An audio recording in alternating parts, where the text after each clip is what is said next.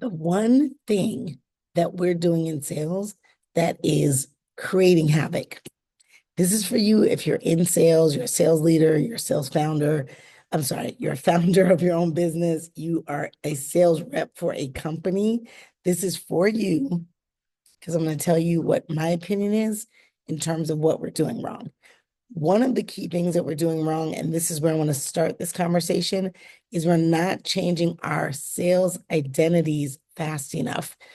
Buyers are no longer interested in you selling to them. It's the old saying, buyers love to buy, they don't want to be sold.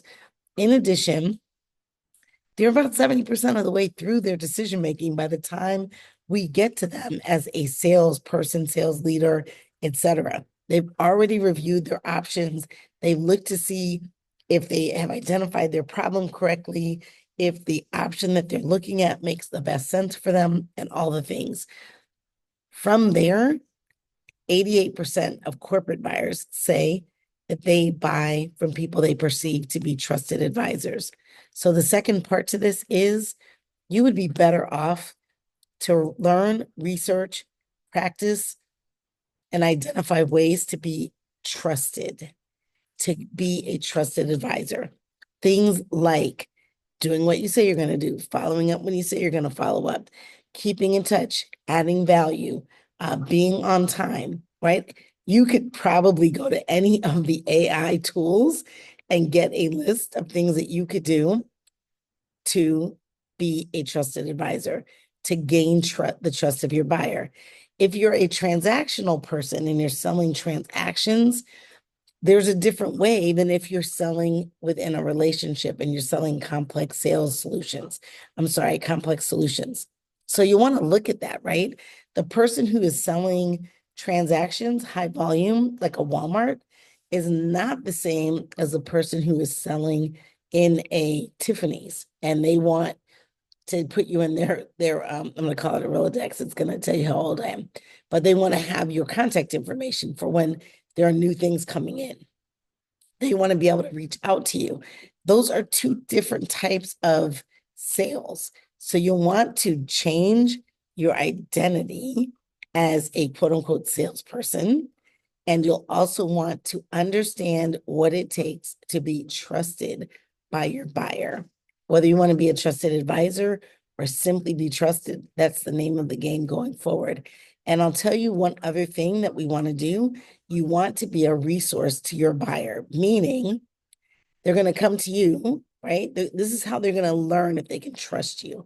They're going to come to you and ask you questions about, we're looking to solve this problem that's outside of your space. And they're going to want to know if you know anyone, do you have suggestions, recommendations, or anything like that. It's okay to say, no, I don't know anything about that area. Don't get me wrong. That's perfect. You're perfectly fine with that. But if it's a space related to what you do, you should probably be building your network so that you could actually refer them on.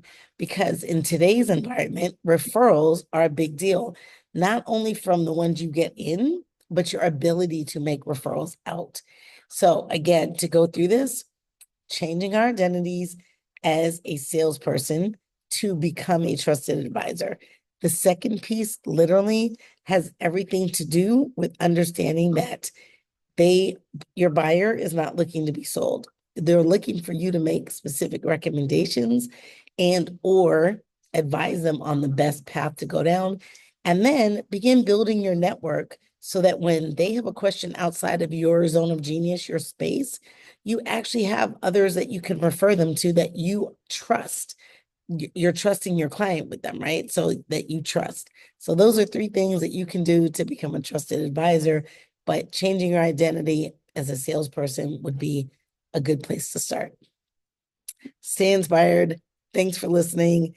Be sure and add comments if you think I've missed the mark somewhere, or even if you think I'm hitting it right on the head, feel free to add comments. I will be looking at them myself.